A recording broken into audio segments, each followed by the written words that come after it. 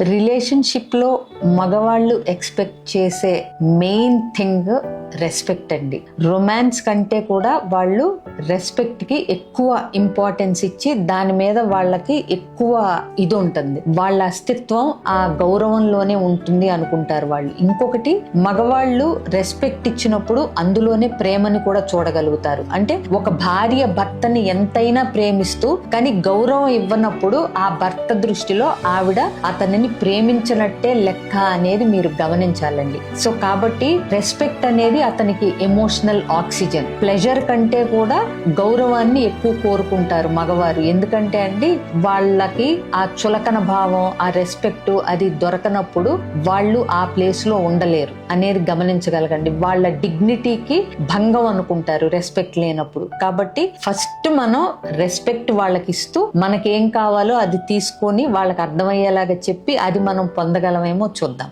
Thank you.